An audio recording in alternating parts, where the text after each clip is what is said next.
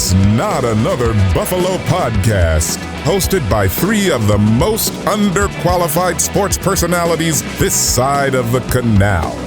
With John. There's no way in hell that I can leave that in, right? You don't think so? Well, to quote Rage Against the Machine, what better place than here? And, what better time than now? And Brando. We have this trust built on, whatever it is, like Bibles and gold bricks and whatever Brandon Bean's drinking over there.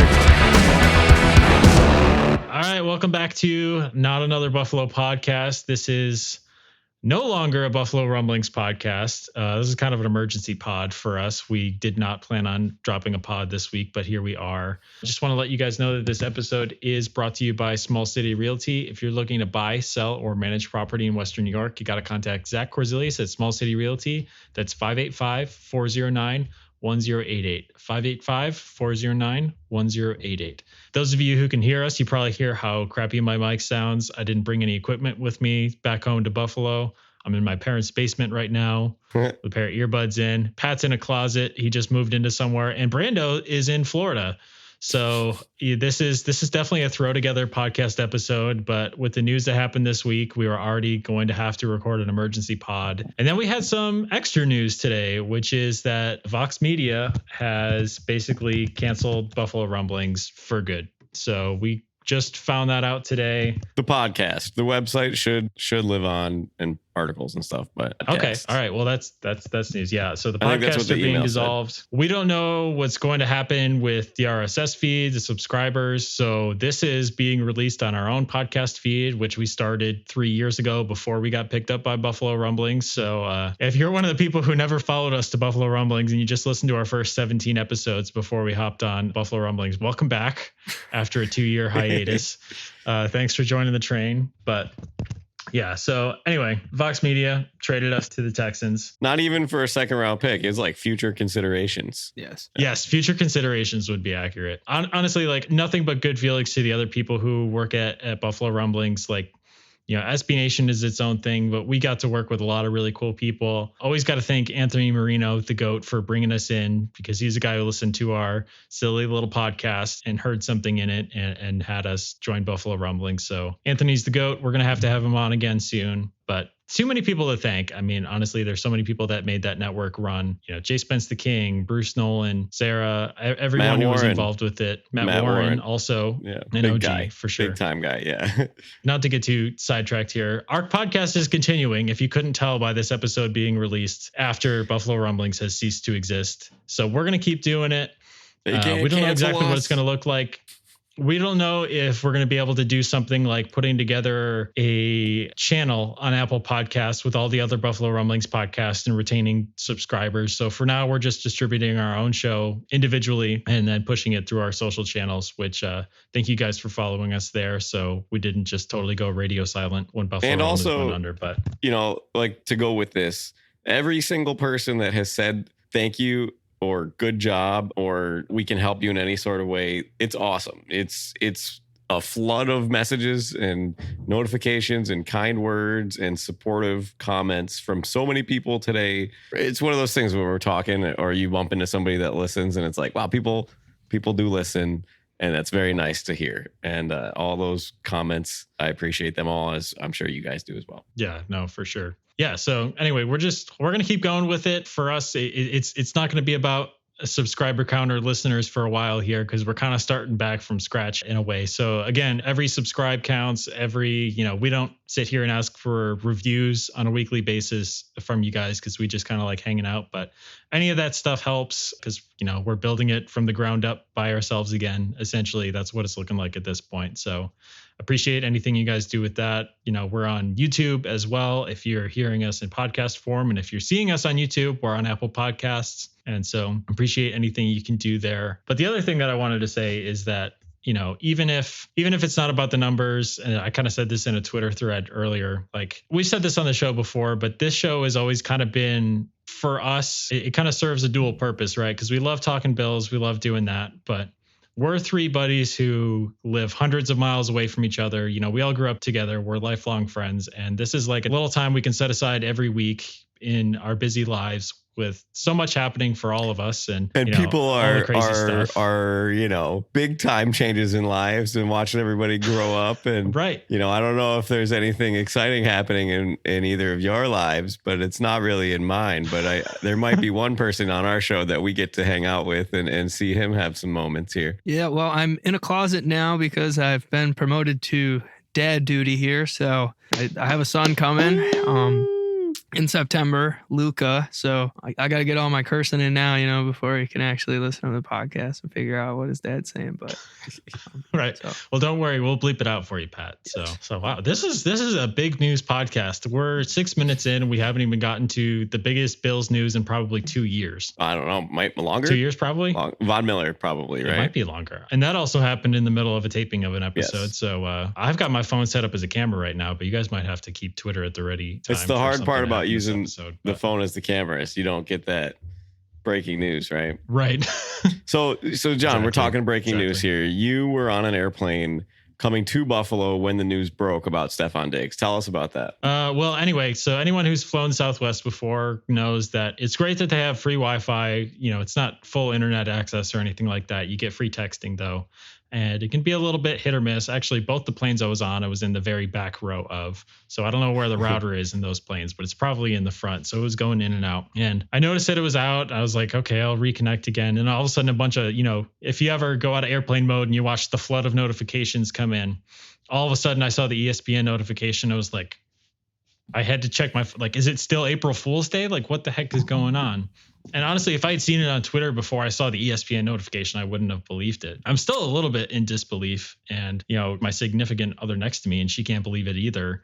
And we're just both sitting there in shock. And, you look up, I'm in the back of the plane and everyone's kind of looking around and talking to each other because we were flying into Buffalo at that point. We landed probably 2 or 3 hours after that. And I'm like, okay, Southwest also has, this is not an advertisement for Southwest, but they have if you want live to sponsor TV. Southwest. Right. Yeah. Don't let me talk about my experience last Christmas when I didn't have my luggage. No, we're going to talk about how they're adding nonstop flights from Nashville to Buffalo. They are. So I'm going to be in Buffalo a lot more often because they have nonstop Nashville to Buffalo starting in May. But anyway, getting off topic here. So they have live TV, right? So I'm like, okay, straight to ESPN. I can't get Twitter right now. I can't get Facebook, can't get anything. Straight to ESPN. Old school on and I'm watching TV. this. I'm flipping between ESPN1, ESPN2, NFL Network.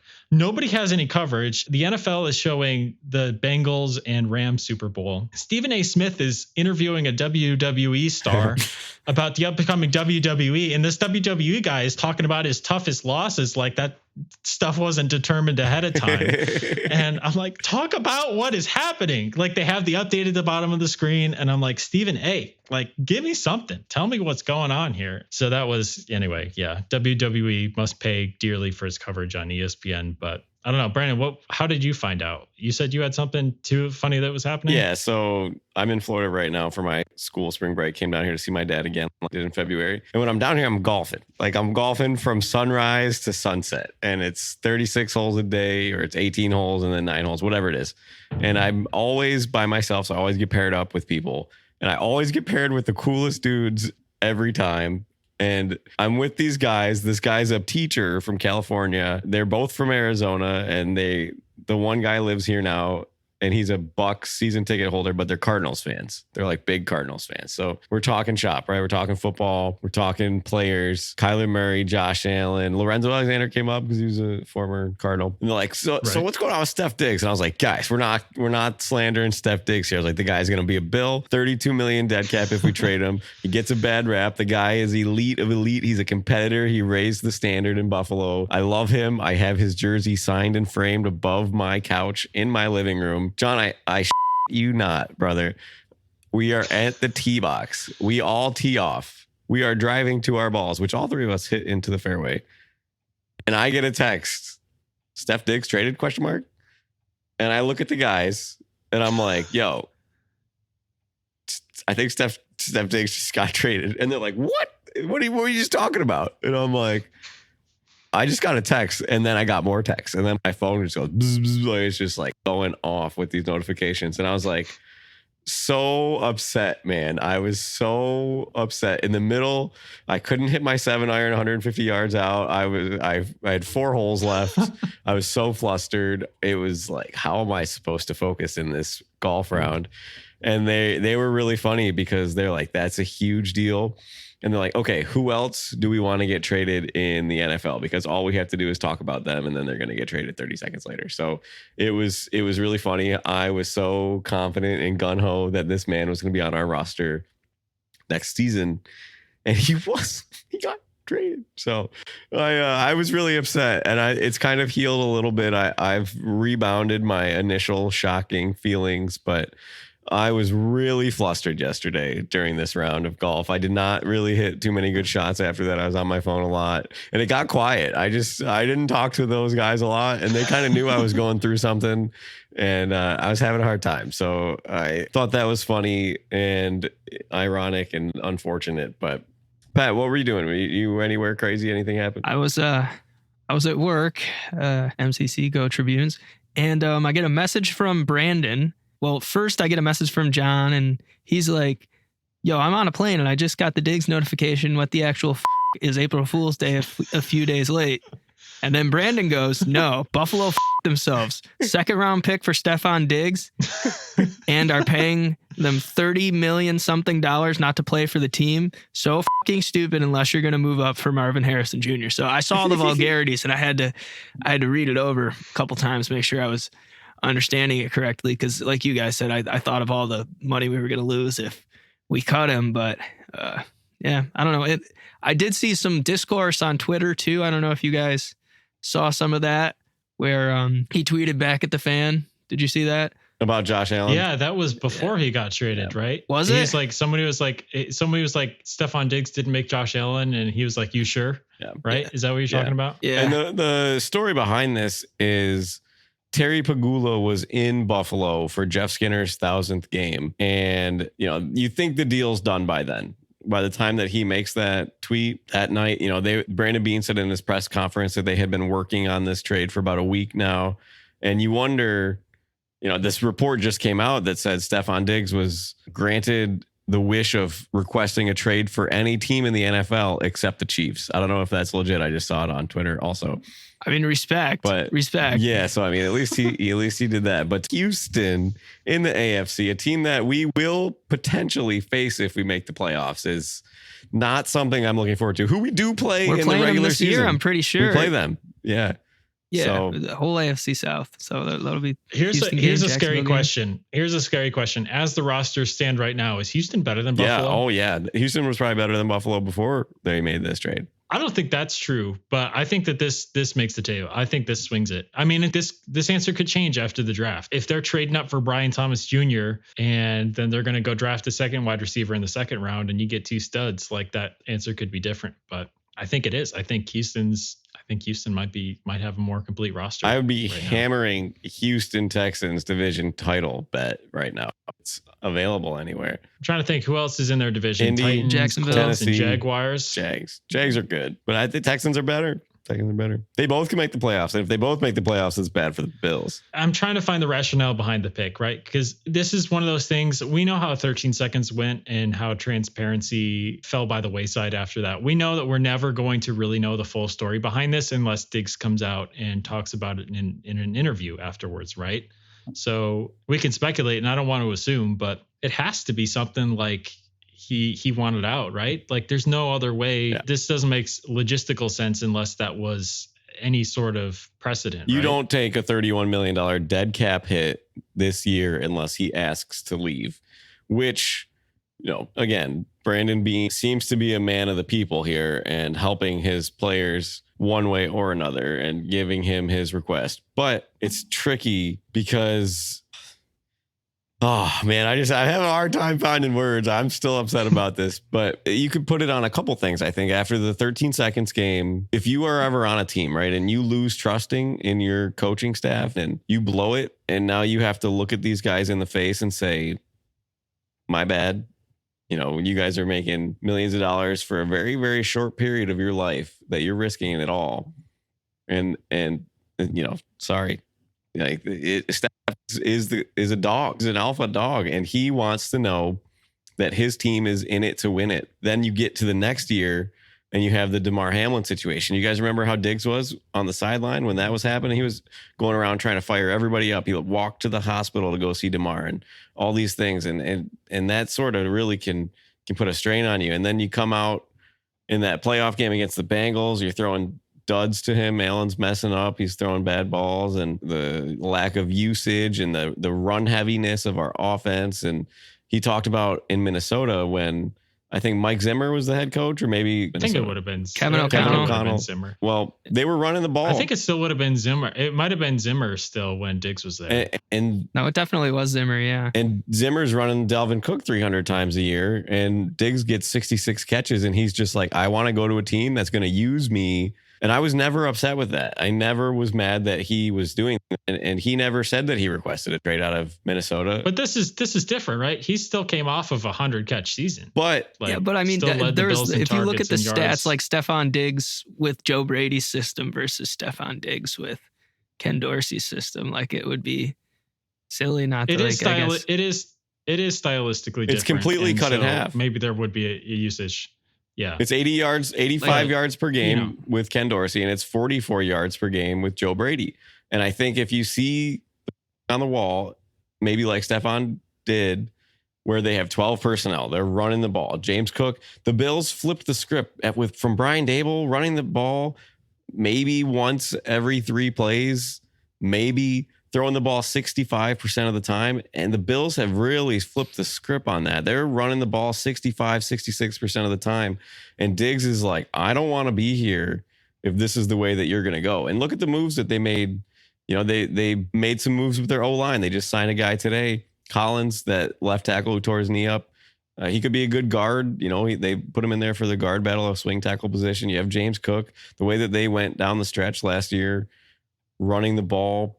I don't know. Allen misses him when he's open. Maybe Joe Brady doesn't do a good job of scheming Diggs open, but you got a foot in the water on a sinking ship. And instead of trying to bail the water out, when your captain is here saying like, we'll be okay, we are not going to sink. And Stefon Diggs is getting wet, like he doesn't want to go down. And then maybe the captain doesn't agree that they're going down. So it's like there's a difference of opinion, and maybe that trust, again, this is all hypothetical, that trust from the 13 seconds game. And dude, and we haven't even talked about the mini camp fiasco yet, where McDermott had to know he was there. They sent him home. And then McDermott calls out Diggs in the first press conference of the year, saying it's super concerning that he wasn't here, but he was there. They met beforehand. It makes no sense. And then you got the wide receiver coach leaving to Jacksonville, and it's just, there's a lot of events that came here. So all this we're hearing, I don't really like it, because Allen missed them a bunch this year, missed on maybe 6 or 7 deep balls. The offensive philosophy switch, 13 seconds, DeMar Hamlin losing to the Chiefs again. I don't know. There's a lot of other things in play here. And maybe even the restructure of the contract. Brandon Beane, the players don't have to approve on the restructure of the deal. They can just do it. And that locked him in for another year. I mean, it theoretically locked him in for 2 years, but Brandon Beane said, we'll take $31 million of dead cap and just light it on fire and, do the best we can. But all of those things add up, and something broke the camel's back. Yeah, it's just crazy, man. I don't know. Like, what do you guys think the plan is now? Do you think they're going to get aggressive and trade that second round pick from next year to trade up higher in the first round this year? I think you have to. And snag a wide receiver?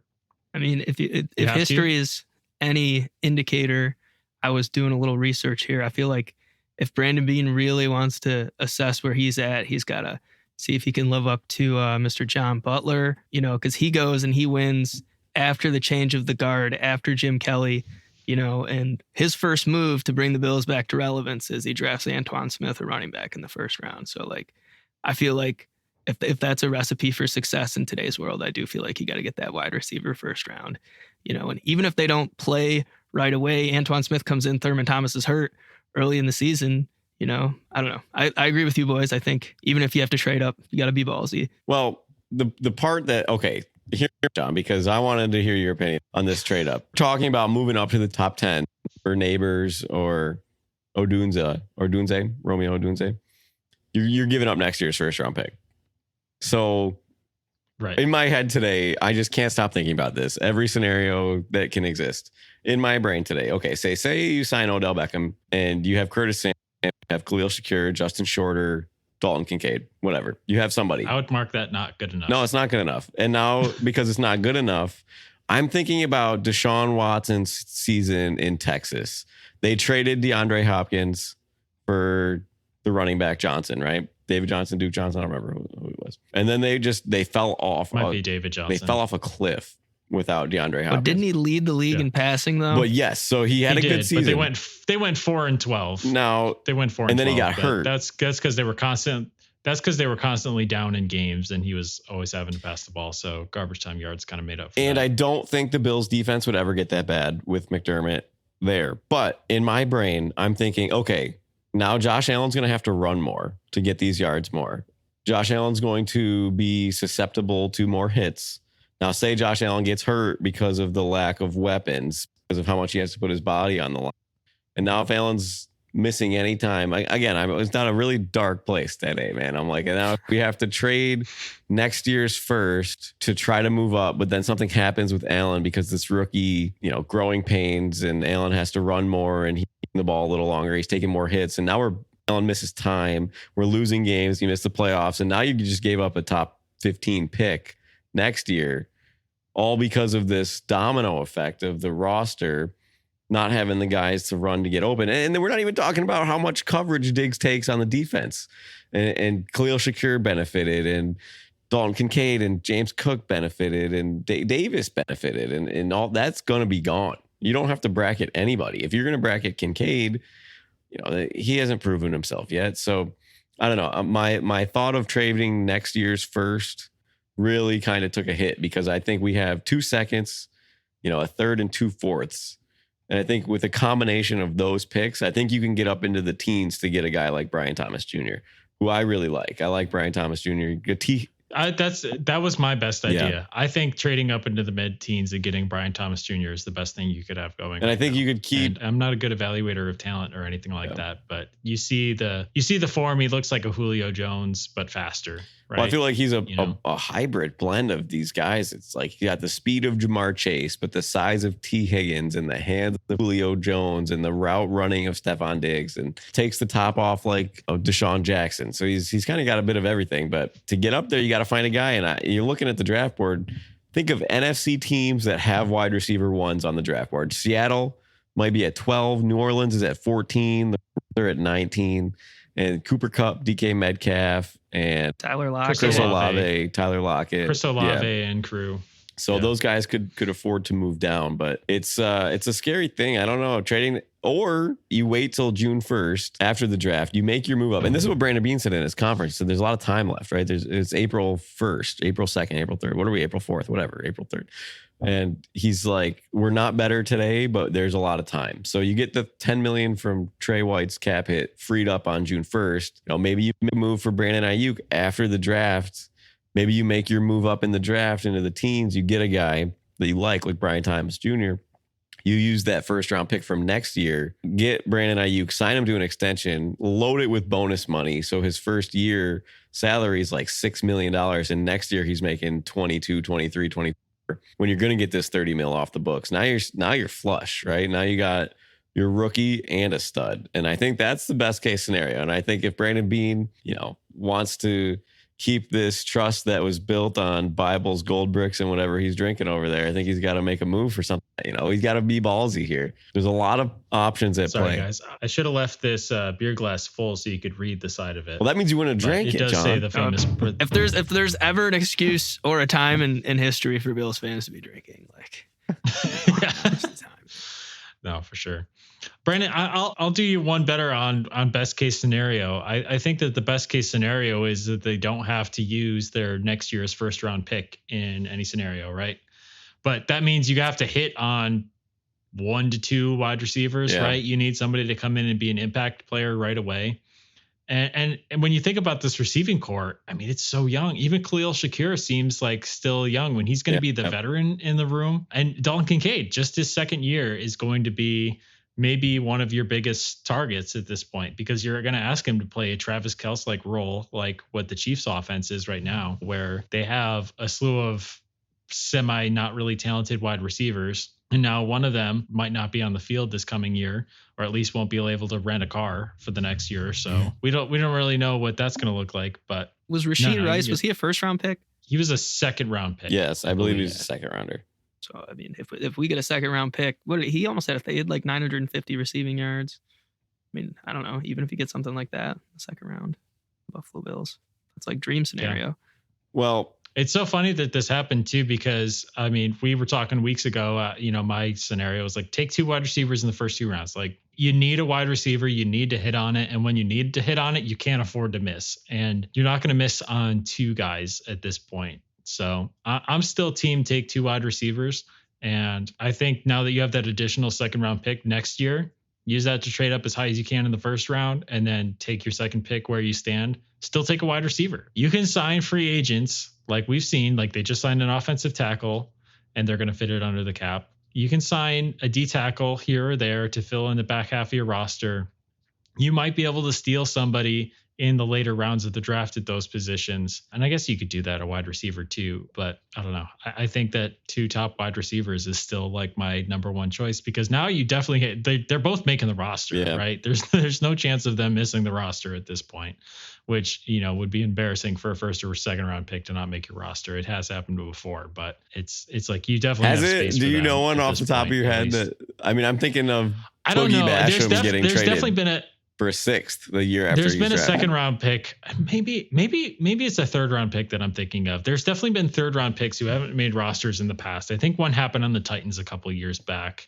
That was pretty funny, which is just like, man, you're just like setting fire to third round picks at that point. So here's my rebuttal to you, Johnny, because when you look across the NFL, that teams that have traded their stars receivers for a first round pick and then tried to draft the replacements, it's like 30% hit rate, right? You look at Tennessee trading AJ Brown, and who'd they get? Treylon Burks. Yep, Treylon Burks. Is he any good? No.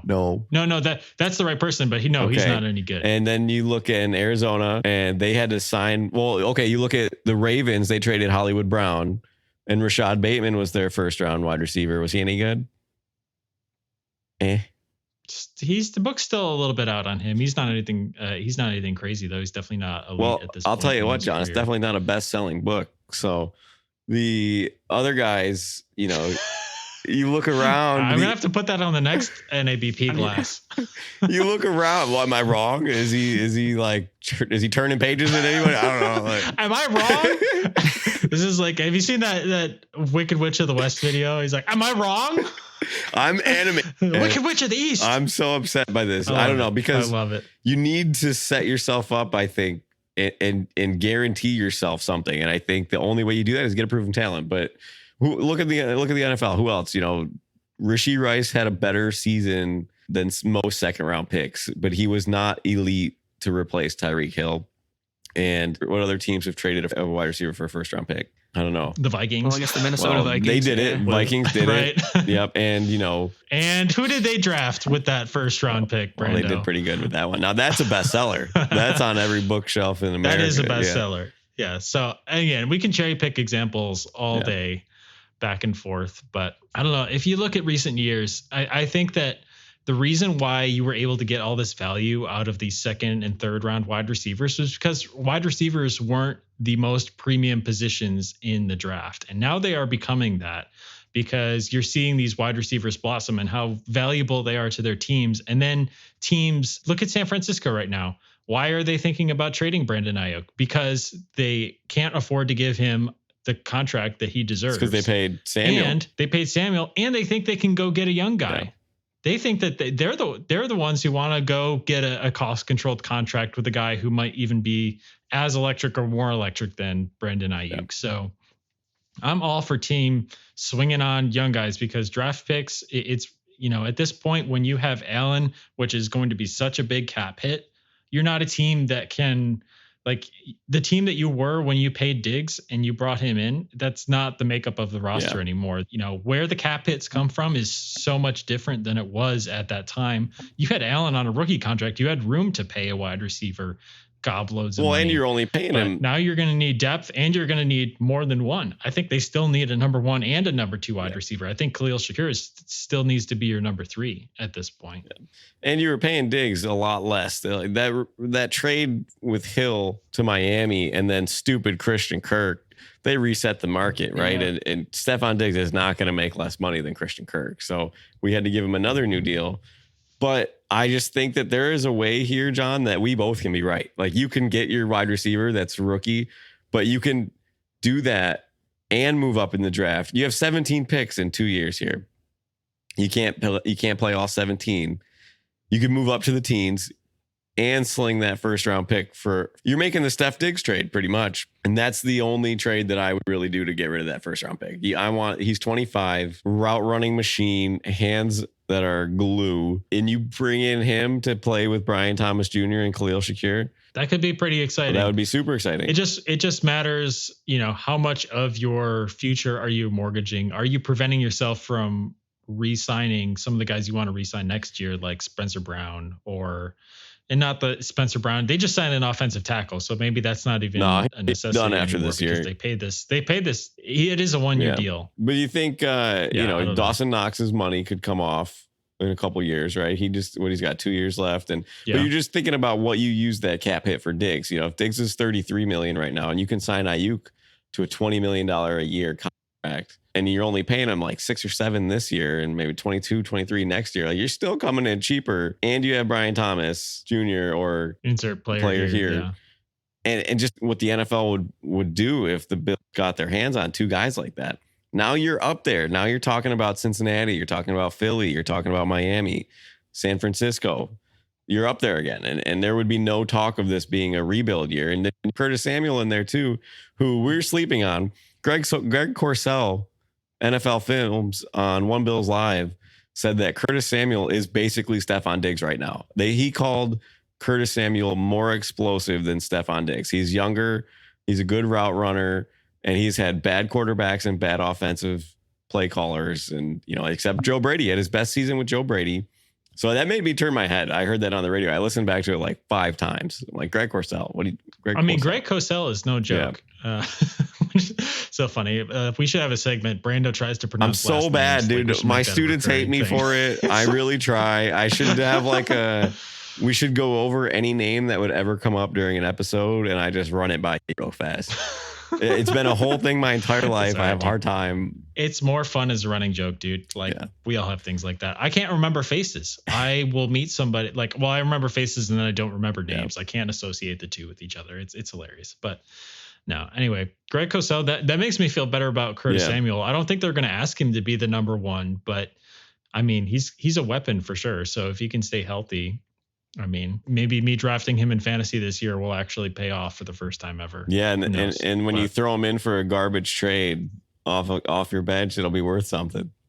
Oh, that's a low blow, but I probably deserve that. No, you know what I mean. Like you throw in 2 bench players and you're trying to get a starter. Like everybody does. It's not just you. I do it too. Everybody does. But Curtis Samuel was one of those guys that always was intriguing because he could do something, but it was never enough to give up somebody for. You know. Exactly. My hot take, I'm going to give it to you right now. Hot take. All right. Curtis Samuel. Hot take, Brando.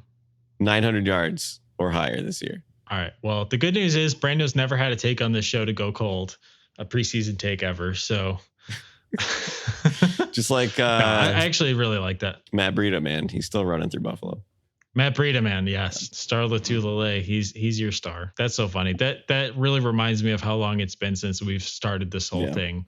We were talking about maybe Star Latulele will do better now that he has somebody beside him. Yeah.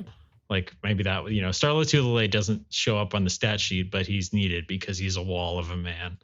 Well, Daquan Jones does his job better. I would definitely agree with that. Yep.